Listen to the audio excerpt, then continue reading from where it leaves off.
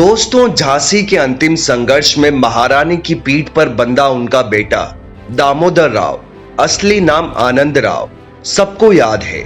रानी की चिता जल जाने के बाद उस बेटे का क्या हुआ, वो कोई कहानी का किरदार नहीं था।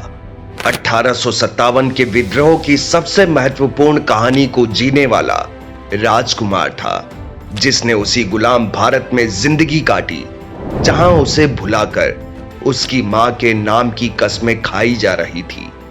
अंग्रेजों ने दामोदर राव को कभी झांसी का वारिस नहीं माना था, तो उसे सरकारी दस्तावेजों में कोई जगह नहीं मिली थी। ज्यादातर हिंदुस्तानियों ने सुभद्रा कुमारी चौहान के कुछ सही कुछ गलत वर्णन को ही इतिहास मानकर इतिश्री कर ली। 1959 में छपी Y.N. केलकर की मराठी किताब इतिहास साच्य सहेली इतिहास की सैर में दामोदर राव का इकलौता वर्णन छपा। महारानी की मृत्यु के बाद दामोदर राव ने एक तरह से अभिशप्त जीवन जिया। उनकी इस बदहाली के जिम्मेदार सिर्फ फिरंगी ही नहीं, हिंदुस्तान के लोग भी बराबरी से थे। आइए दामोदर की कहानी दामोदर की जुबानी सुनते हैं। 15 नवंबर 1849 को नेवलकर राज परिवार की एक शाखा में मैं पैदा हुआ। ज्योतिषी ने बताया कि मेरी कुंडली में राजयोग है और मैं राजा बनूंगा। ये बात मेरी जिंदगी में सबसे दुर्भाग्यपूर्ण ढंग से सच हुई। 3 साल की उम्र में महाराज ने मुझे गोद ले लिया। गोद लेने के औपचारिक स्वीकृति आने से पहले ही पिताजी नहीं रहे। मां साहेब महारानी लक्ष्मीबाई ने कलकत्ता में लॉर्ड डलहौजी को संदेश भेजा कि मुझे वारिस मान लिया जाए, मगर ऐसा नहीं हुआ। डलहौजी ने आदेश दिया कि झांसी को ब्रिटिश राज में मिला लिया जाएगा। मां साहेब को 5000 सालाना पेंशन दी जाएगी। इसके साथ ही महाराज की सारी संपत्ति भी मां साहेब के पास रहेगी। मां साहेब के बाद मेरा पूरा हक उनके खजाने पर होगा, मगर मुझे झांसी का राज नहीं मिलेगा।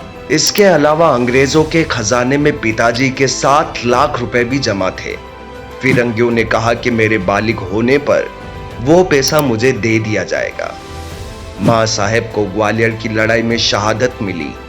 मेरे सेवकों रामचंद्र राव देशमुख और काशीबाई और बाकी के लोगों ने बाद में मुझे बताया कि मां ने मुझे पूरी लड़ाई में अपनी पीठ पर बैठा रखा था। मुझे खुद ये ठीक से याद नहीं। इस लड़ाई के बाद हमारे कुल 60 विश्वास पात्र ही जिंदा बच पाए थे। नन्हे खान रिसालेदार, गणपत राव, रघुनाथ सिंह और रामचंद्र राव देशमुख ने मेरी जिम्मेदारी उठाई। 22 घोड़े और 60 ऊंटों के साथ बुंदेलखंड के चंदेरी की तरफ चल पड़े। हमारे पास खाने, पकाने और रहने के लिए कुछ नहीं था। किसी भी गांव ने हमें शरण नहीं दी थी। मई जून की गर्मी में हम पेड़ों तले खुले आसमान के नीचे रात बिताते रहे। शुक्र था कि जंगल के फलों के चलते कभी भूखे सोने की नौबत नहीं आई। असल दिक्कत बारिश शुरू होने के साथ शुरू हुई। घने जंगल में तेज मॉनसून में रहना असंभव हो गया। किसी तरह एक गांव के मुखिया ने हमें खाना देने की बात मान ली। रघुनाथ राव की सलाह पर हम 10-10 की टुकड़ियों में बंटकर रहने लगे। मुखिया ने 1 महीने के राशन और ब्रिटिश सेना को खबर न करने की कीमत 500 रुपए, 9 घोड़े और 4 ऊंट तय की। हम जिस जगह पर रहे वो किसी झरने के पास थी और खूबसूरत थी। देखते देखते 2 साल निकल गए। ग्वालियर छोड़ते समय हमारे पास 60,000 रुपए थे, जो अब पूरी तरह खत्म हो गए थे। मेरी तबीयत इतनी खराब हो गई कि सबको लगा कि मैं नहीं बचूंगा। मेरे लोग मुखिया से गिड़गिड़ाए कि वो किसी वैद्य का इंतजाम करे। मेरा इलाज तो हो गया, मगर हमें बिना पैसे के वहां रहने नहीं दिया गया। मेरे लोगों ने मुखिया को 200 रुपए दिए और जानवर वापस मांगे। उसने हमें सिर्फ 3 घोड़े वापस दिए। वहां से चलने के बाद हम 24 लोग साथ हो गए। ग्वालियर के शिपरी में गांव वालों ने हमें बागी के तौर पर पहचान लिया। वहां 3 दिन उन्होंने हमें बंद रखा, फिर सिपाहियों के साथ जालरपाटन के पॉलिटिकल एजेंट के पास भेज दिया। मेरे लोगों ने मुझे पैदल नहीं चलने दिया। वो एक एक कर मुझे अपनी पीठ पर बैठाते रहे। हमारे ज्यादातर लोगों को पागल खाने में डाल दिया गया। मां साहेब के रिसालेदार नन्हे खान ने पॉलिटिकल एजेंट से बात की। उन्होंने मिस्टर फ्लिक से कहा कि झांसी रानी साहिबा का बच्चा अभी 9-10 साल का है। रानी साहिबा के बाद उसे जंगलों में जानवरों जैसी जिंदगी काटनी पड़ रही है। बच्चे से तो सरकार को कोई नुकसान नहीं है, इसे छोड़ दीजिए, पूरा मुल्क आपको दुआएं देगा। फ्लिक एक दयालु आदमी था। उन्होंने सरकार से हमारी पैरवी की। वहां से हम अपने विश्वस्तों के साथ इंदौर के कर्नल सर रिचर्ड शेक्सपियर से मिलने निकल गए। हमारे पास अब कोई पैसा बाकी नहीं था। सफर का खर्च और खाने के जुगाड़ के लिए मां साहेब के 32 तोले के 2 तोले हमें देने पड़े। मां साहेब से जुड़ी वही एक आखिरी चीज हमारे पास थी। इसके बाद 5 मई 1860 को दामोदर राव को इंदौर में 10,000 सालाना की पेंशन अंग्रेजों ने बांध दी। उन्हें सिर्फ 7 लोगों को अपने साथ रखने की इजाजत मिली। ब्रिटिश सरकार ने 7 लाख रुपए लौटाने से भी इनकार कर दिया। दामोदर राव के असली पिता की दूसरी पत्नी ने उनको बड़ा किया। 1879 में उनके एक लड़का लक्ष्मण राव हुआ। दामोदर राव के दिन बहुत गरीबी और गुमनामी में बीते। इसके बाद भी अंग्रेज उन पर कड़ी निगरानी रखते थे। दामोदर राव के साथ उनके बेटे लक्ष्मण राव को भी इंदौर से बाहर जाने की इजाजत नहीं थी। इनके परिवार वाले आज भी इंदौर में झांसी वाले सरनेम के साथ रहते हैं। रानी के एक सौतेला भाई चिंतामन राव तांबे भी था। तांबे परिवार इस समय पूना में रहता है। झांसी के रानी के वंशज इंदौर के अलावा देश के कुछ अन्य भागों में रहते हैं।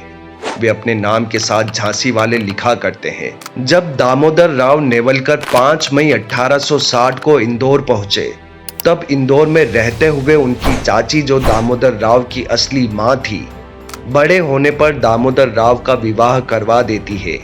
लेकिन कुछ ही समय बाद दामोदर राव की पहली पत्नी का देहांत हो जाता है। दामोदर राव की दूसरी शादी से लक्ष्मण राव का जन्म हुआ।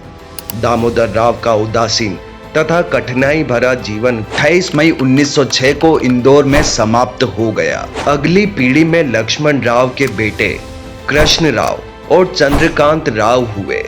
कृष्ण राव के 2 पुत्र मनोहर राव, अरुण राव तथा चंद्रकांत के 3 पुत्र अक्षय चंद्रकांत राव, अतुल चंद्रकांत राव और शांति प्रमोद चंद्रकांत राव हुए।